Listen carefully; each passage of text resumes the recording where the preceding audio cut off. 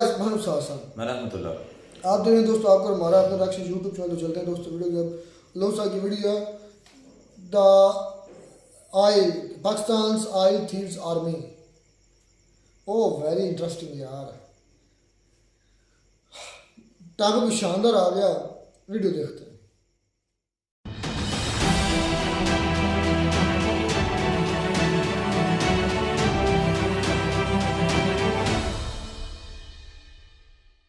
इस वीडियो में बताई गई सारी जानकारी पब्लिक प्लेटफॉर्म पर उपलब्ध है। इसमें ऐसी कोई जानकारी नहीं दी गई है जिससे हमारे सुरक्षा बलों की गोपनीयता भंग होती है। डिफेंस डिटेक्टिव सेना का सम्मान करता है और उन्हीं जानकारियों के आधार पर काम करता है जो सार्वजनिक रूप से मौजूद हैं। भीख मांगकर खाने वाले पाकिस्तान को हर साल 227 बिलियन पाकिस्तानी रुपए का चूना उसी की आर्मी, कस्टम और पुलिस लगाती है। पाकिस्तान की कंगाली किसी से छुपी नहीं है। आईएमएफ और चीन से लेकर अरब कंट्रीज के आगे पाकिस्तान हाथ फैलाकर खड़ा है। आईएमएफ ने अभी हाल ही में पाकिस्तान को लोन की 700 मिलियन अमेरिकी डॉलर की किस्त भी जारी की है। वहीं दूसरी तरफ 1-2 साल से नहीं, पिछले 15-20 सालों से लगातार पाकिस्तान के रेवेन्यू को चपत लगाने का खेल खुल्लम खुल्ला चल रहा है और पाकिस्तान की किसी सरकार में इतना दम नहीं है कि वो इस खेल को रोक सके। नमस्कार दोस्तों, डिफेंस डिटेक्टिव के एक और नए एपिसोड में आप सभी का स्वागत है। मैं हूं आलोक। आज के इस वीडियो में मैं बात करने जा रहा हूं पाकिस्तान के उस संकट की जिसने आईएमएफ के सामने भी खतरे की घंटी बजा दी है। जिस खतरे की मैं बात कर रहा हूं वो खतरा पाकिस्तान की इकॉनमी में छेद नहीं, बल्कि इतना बड़ा सुराख है जो पाकिस्तान के खजाने को खाली किए जा रहा है। इसके साथ ही मैं आपको यह भी बताऊंगा कि पाकिस्तान चाहे कितना भी जोर लगा ले, कुछ भी कर ले, वो इस सुराख को कभी भर नहीं सकता। तेल की तस्करी पाकिस्तान की इकॉनमी का तेल निकाल रही है। पाकिस्तान के अखबार डॉन की आज की ये खबर ही वो संकट है जिसकी मैं बात कर रहा हूं। यह संकट है ईरान से पेट्रोल डीजल की स्मगलिंग का। डॉन की यह खबर बता रही है कि चुनाव के बाद ईरान के तेल की आमद बढ़ गई है। दोस्तों, पाकिस्तान में ईरान के तेल की स्मगलिंग वो संकट है जो पाकिस्तान की इकॉनमी को खोखला किए जा रहा है। आप जानकर हैरान रह जाएंगे कि हर साल पाकिस्तान को ईरान से तेल की स्मगलिंग की वजह से 227 बिलियन पाकिस्तानी रुपए का नुकसान होता है। यह अपने आप में बहुत बड़ी रकम है और कंगाल होने की कगार पर पहुंच चुके पाकिस्तान के लिए तो ऑक्सीजन से कम नहीं। लेकिन यह रकम पाकिस्तान के खजाने में न जाकर कुछ खास लोगों की जेबों में जा रही है। पाकिस्तान में ईरानी तेल की तस्करी का जो डेटा है वो किसी को भी हैरान कर देगा। डॉन की रिपोर्ट बता रही है कि हर साल 2.8 बिलियन लीटर तेल ईरान से पाकिस्तान स्मगल किया जाता है। आमतौर पर रोजाना 10 मिलियन लीटर से ज्यादा डीजल पेट्रोल ईरान से पाकिस्तान लाया जाता है और मार्केट में खुलेआम बेच दिया जाता है ना चौंकाने वाली बात? भारत में पाकिस्तान के रास्ते ड्रग्स भेजे जाते हैं, हथियार भेजे जाते हैं, लेकिन ये भी बहुत कम मात्रा में होते हैं और चोरी छिपे भेजे जाते हैं। इस तस्करी के खिलाफ भी बीएसएफ और इंडियन आर्मी लगातार एक्शन लेती रहती है। आए दिन इनका क्वाडकॉप्टर और ड्रोन्स मार के गिराए जाते हैं। लेकिन पाकिस्तान में हर दिन 10 मिलियन लीटर तेल ईरान से स्मगल करके, यानी कि तस्करी करके पाकिस्तान लाया जा रहा है और सिक्योरिटी एजेंसीज को पता नहीं चल रहा है। यह भला कैसे हो सकता है? इस वीडियो को देखिए। ये ईरान की वो जगह है जहां से तेल पाकिस्तान में सप्लाई किया जाता है। ये जो गाड़ियां आपको दिखाई दे रही हैं, इन्हीं गाड़ियों पर तेल से भरे ड्रम लादे जाते हैं और फिर वो पाकिस्तान पहुंचते हैं। इन गाड़ियों को गिन पाएंगे क्या आप? अरे जनाब, गिनते गिनते थक जाएंगे, लेकिन गाड़ियों की काउंटिंग नहीं कर पाएंगे।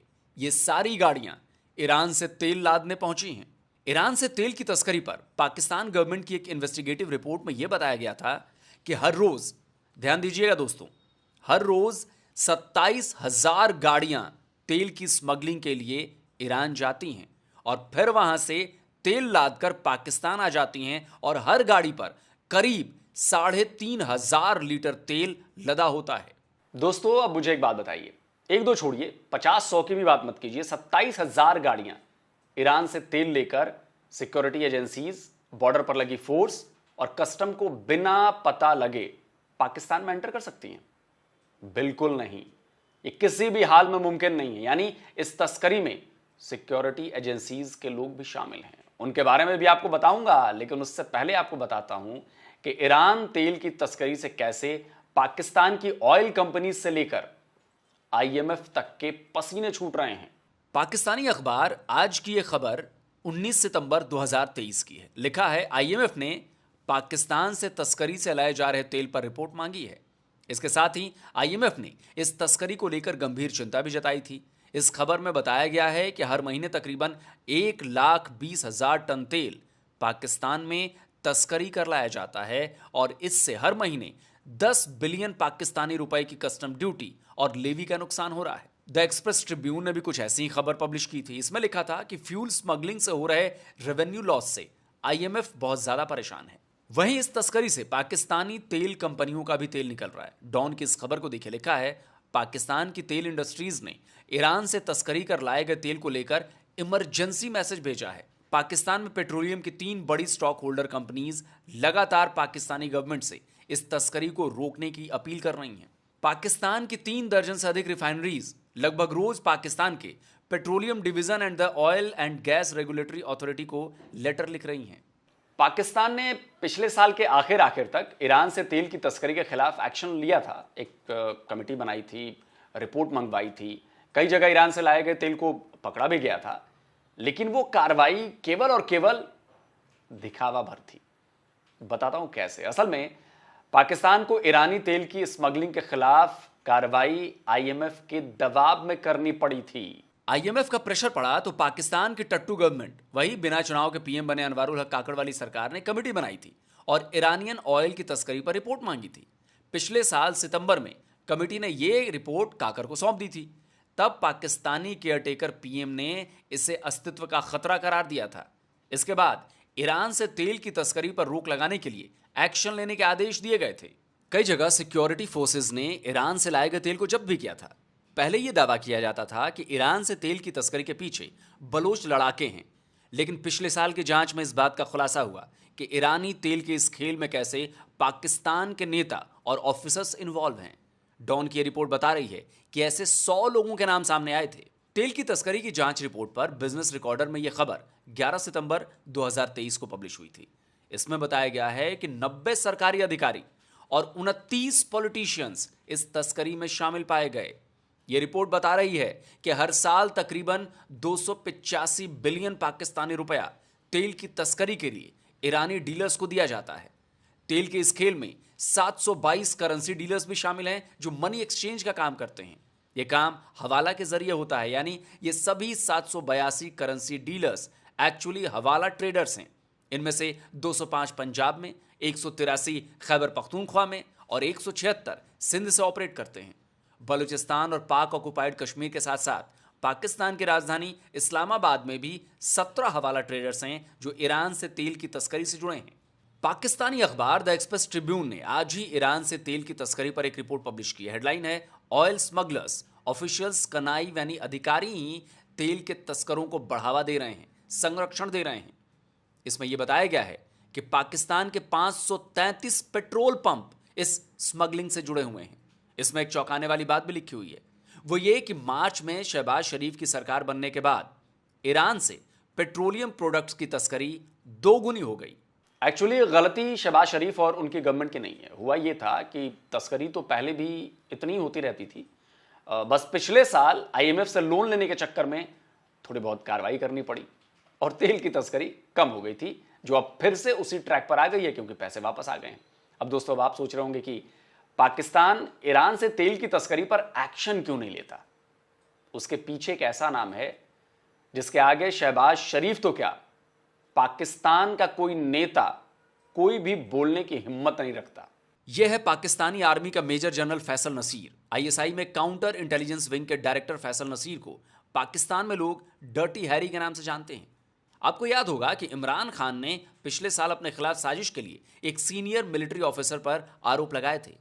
ये डर्टी हैरी वही ऑफिसर है। तो आरोप लगते हैं कि ईरान से तेल की तस्करी का पूरा network major general Faisal Naseer का है। ट्विटर पर तो कई लोगों ने खुलकर फैसल नसीर को इस स्मगलिंग का मास्टरमाइंड बताया है। वैसे ईरान से इतने बड़े पैमाने पर तेल की तस्करी बिना पाकिस्तानी आर्मी की मिलीभगत के हो ही नहीं सकती। पाकिस्तान के पॉलिटिकल साइंटिस्ट और यूट्यूबर सैयद मुजम्मिल ने साफ तौर पर इस तस्करी के पीछे पाकिस्तानी आर्मी को जिम्मेदार बताया था। देखे ना, वो जो कारोबार चल रहा है वहाँ पे, उसका बेनिफिशियरी कौन है?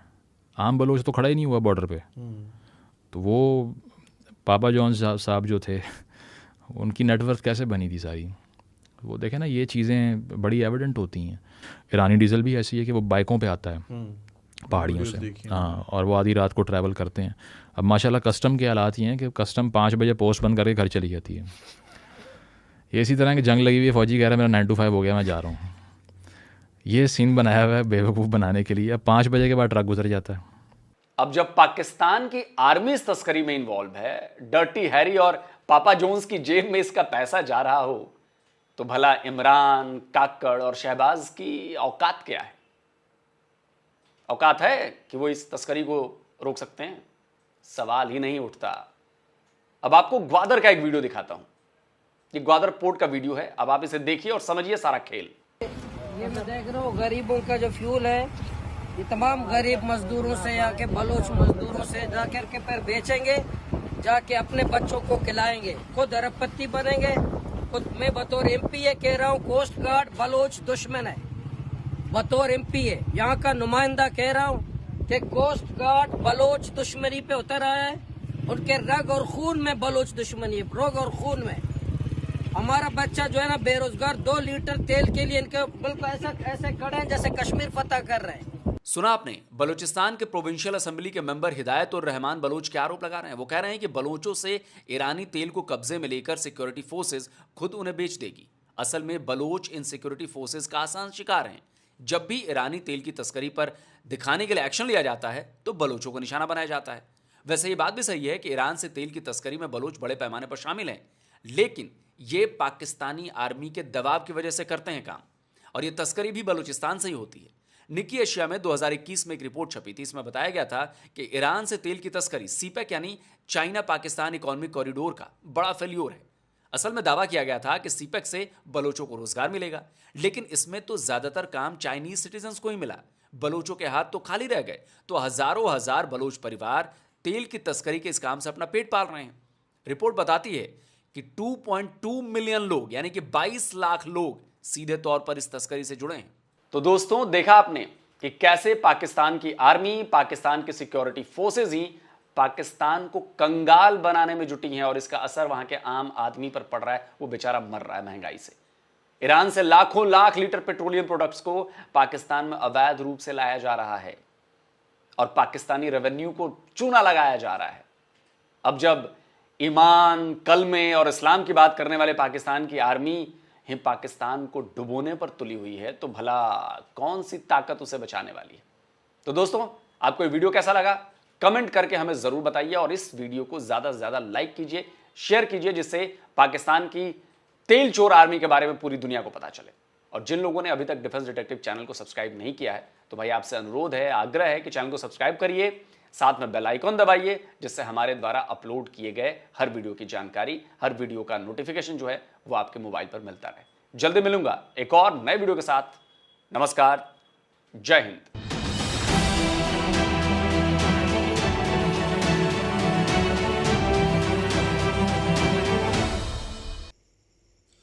तो दोस्तों, वीडियो भी खत्म। पता चला रहमतुल्लाह किस तरह वो हमारा खून निचोड़ रहे हैं, किस तरह हमारे वो वेन्स, हमारी वेन्स से खून का कतरा कतरा कतरा निकाल रहे हैं। बिल्कुल। पाकिस्तान 227 बिलियन रुपीस भी हों, बहुत बड़ी अमाउंट है। बिल्कुल, बहुत ज्यादा। यानी कि 227 अरब। और सारा किस निगरानी में हो रहा है? आर्मी की निगरानी में। बल्कि वो जो एक बलूचिस्तान का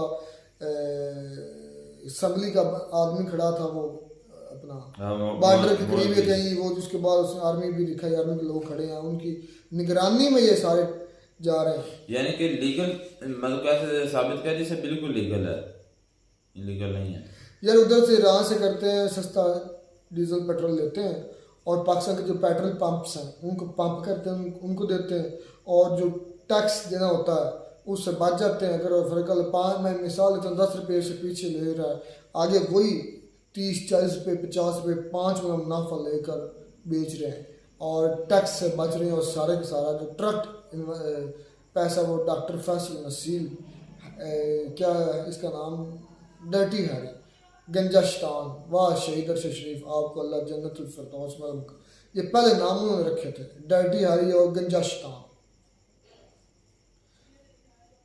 इसकी शक्ल जो फैसल नसीर की शक्ल राना सनाउल्लाह से नहीं मिलती। अब कहाँ पर पहुँचना चाहते हैं? मैं पहुंचना चाहता हूँ कि ये दोनों एक ही बाप की औलाद तो नहीं, दोनों में करप्शन कूट कूट का भरी हुई है। बिल्कुल ऐसे इस सारे के तो जो सोच मसले को ये है हमारी आर्मी। क्या हम कहते हैं, आज हमारे आर्मी चीफ का भी बड़ा बयान आए, हम वो कर देंगे गजा में इंसान, एक इतनी ग्रामेटिकल इतनी चीज़ें हैवी बोलते हैं कि मतलब लोग सब कितना हैवी लफ्ज़ बोल दिया। और सीधा बोलो कि भाई हम गजा के अंदर मुसलमानों और जो जुल्म के खिलाफ है और हम लड़ना चाहते हैं, आपको लंग पता जाए छितर मारेंगे अमेरिका वाले आपको, उधर कभी कुत्तों की तरह उधर भौंकते शौंकते हो कुछ नहीं। अच्छा वो हमारे ऊपर ही जोर जबरदस्ती करने वाले डॉलर्स मिल गया ना, तो थोड़ा सा खून जो है वो जोश कर रहा है, तो इस वजह से उन्होंने बयान दिया होगा, कुछ पैसे चांदे का आ गए पास, इसलिए देखिए कि हमारे यकीन जाने के जब सोचते हैं तो खून जैसे खोलता है कि हमारी आर्मी में क्या समझते थे, क्या हकीकत में है। 47,000 गाड़ियां डेली, 47,000, सोचो कितना बिलियंस ऑफ लीटर जो पेट्रोल डीजल पेट्रोल आ रहा है पाकिस्तान में, बिलियंस ऑफ, वो डेली जो हम यूज़ करते हैं, वो टैक्स हमारे ही देखे, फिर उस पर टैक्स लेते हैं, हमसे लेते हैं टैक्स। अगर फिर 5 पैसे आराम में मंगा रहे 50 पे हमें दे रहे हैं, तो वो टैक्स लगा कर ही दे रहे हैं, लेकिन खुद टैक्स से बच गए। और देना कौन सा, अगर ना भी हो तो क्या है, कुछ भी नहीं है। इस जमात जो गंदा ग्रुप है, इसको कुछ भी मसला नहीं है, चाहे जो मर्जी हो मुल्क में। जो प्राइम मिनिस्टर है ना, वो तो इनके जूते की नोक के आगे है, उसके बराबर है, ये उसको कुछ नहीं समझते। और आए दिन खुलेआम आप लोग दहशतगर्दी जो है वो पैदा करने लग पड़े हैं सबके सामने। जो पुलिस वाला जो इंसिडेंट हुआ है बहावल नगर में, तो वो दहशतगर्दी नहीं तो और क्या है, सबसे बड़ी दहशतगर्दी तो उन्होंने वहाँ पर साबित कर दी है। लेकिन ना हमारा यहाँ पर कोई कानून, ना कोई हमारा कुछ भी नहीं जो है ना, कोई हमारा वज़ीर आज़म तक नहीं बोला इस पर। नहीं तो हर छोटा सा कोई मसला हो जाता तो जो मरीम नवाज जो नानी है वो हर मरतबा उस पर बोलती थी, लेकिन इस पर कोई उन्हें जवाब नहीं दिया, कोई ट्वीट नहीं किया। इतना ज़्यादा यार है, असल में करप्शन सारी है ही इनकी। और ये तो छोटे छोटे मुर्गे हैं, छोटे छोटे ये जो सरदारी, नवाज शरीफ, शहबाज शरीफ, छोटे छोटे मोरे हैं इनके। मैं BJLA, TTP जैसे अदल या जितनी इस तरह की तंजीमें, मैं उनको आज गलत नहीं ठहराता। उनको इन्होंने तंग किया है, इनके सताए हुए हैं, और इस वजह से वो इन पर अटैक कर रहे हैं, आम सिविलियन पर नहीं कर रहे। अगर फर्ज कर लें को 100 अटैक होता है तो उसमें 2-3 वो सिविलियन होते हैं, बाकी सारे जो होते हैं 98, 99 वो BLA वाले तो सिविलियन पे करते ही नहीं है। बाकी भी नहीं, वो भी नहीं करते, दूसरे भी नहीं करते। ये जो 2014 में के 16 में जो आर्मी पब्लिक स्कूल जो था, ये भी मैं मानता हूँ कि आर्मी ने ये करवाया था। ये जो उस वक्त मेरे पास प्राइम नहीं, सबूत नहीं, कुछ चीज़ों को वैसे इंसान देखता है कि इतना अरसा हो गया, मैं भी एनालिसिस करता है कि यार ये हकीकत है, या ये जरूरी नहीं कि हर चीज़ का सबूत ही हो। तो देखें कि उस वक्त था प्राइम मिनिस्टर नवाज शरीफ था, तो उस पर ये इल्ज़ाम लगा, तो उसने खुद कहा था कि मैं इस सारे मामले में मेरा कोई लेन देन नहीं, और मुझे पता भी नहीं कि ये किसने करवाया। लेकिन आज मैं मान चुका हूँ, और काफ़ी लोग जो हैं वो पाकिस्तान में इस बात को एक्सेप्ट करते हैं। किसका मैं अफसोस है हमें अपनी आर्मी पर, अफसोस इस लिहाज से कि अगर जंग की बात आती है तो 93,000 कर देते हैं, और फिर जब हम अपना किसी के बेड के अंदर मूवीज़ बनानी होती हैं तो अच्छे हाई क्वालिटी HD 4K बजाय 8K कैमरा से रिजल्ट बनाकर उनकी बच्चियों को भेजते कि देखो तुम्हारे मम्मी और पापा कौन कौन से स्टेप ले रहे हैं। तो इसकी सबसे बड़ी मिसाल आज हमसे आती है। फिर पाकिस्तान की शलवारें, पाकिस्तान के लोगों की शलवारें उतार कर उनके जो चेक करते हैं कि अंदर का यूरेनियम या प्लूटोनियम तो नहीं भरा हुआ, जिसकी वजह से बल्कि निकालते हैं, यूरेनियम निकालते हैं, निकाल कर उससे एटम बम बनाते हैं। ये हमारी पाकिस्तान आर्मी के कारनामे हैं। फिर शहबाज गिल जैसे बेचारे ऑन एयर आके कहते हैं कि मेजर साहब अगर आपकी इजाज़त हो तो मैं अपनी शलवार पहन लूँ। ये वो बातें जो ऑन एयर हैं, जिन्होंने बड़ी हिम्मत करके बताया है और हकीकत यही है सबसे मेजर साहब कुछ नहीं कहा सकते। यार पुलिस वाला मैं कहता हूँ ना जब हमारे कोर कमांडर हो ना, कुछ दिन पहले ना कोर कमांडर हो, ये सारे बिगौड़े शिगौड़े जब इकट्ठे हो, कोई हैवी सा यकीन जाने मेरी कुछ दिन पहले एक नए आर्मी के जो सोल्जर था रिटायर हो चुका है वो भी, उससे मुझे मुलाकात हुई। तो जब मैंने उससे बात की ना तो मुझे बहुत गुस्सा था, हालात बदल चुके थे उसको खत्म उनके उसके और मेरे कि मतलब कि बहुत ज़्यादा गुस्सा था। वो मुझसे उम्र में भी बड़े थे, सारी बात है, रिटायर हो गए, 18 साल सर्विस की आर्मी में, तो उसके बाद आए। जब मैंने उनको कहा था ना वो नारे वो तारीफ के पुल ही बांध रहे थे, आर्मी ने ये किया, पाक आर्मी ने वो किया, ISI थी, जिस तरह मैं भी वकूफ़ था कि मैं कहता था कि नंबर 1 इंटेलिजेंट एजेंसी है ISI, तो उसने भी यही कहा। तो मैंने कहा उसने किया क्या है आज तक, कोई उसका कोई कारनामा बता दो। वो कहने लगा कि इंडिया जो है उसकी साजिश है, वो पुरानी हमारी वो बातें। तो मैंने कहा तो वो आप उसको दुश्मन मानते तो दुश्मन साजिश ही करता है, आपके फ़ायदे के लिए तो नहीं, जो आप इस काबिल हों कि उनकी जो साजिश है उसको नाकाम बना दें।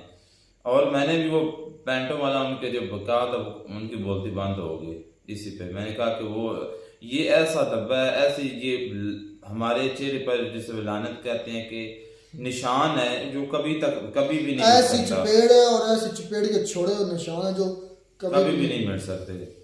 ऐसे ही है। खैर अफसोस हुआ यार ये सारा कुछ, शेम, इसलिए मैं कहता हूँ शेम। मिलते नई वीडियो में नाटक साथ। God bless.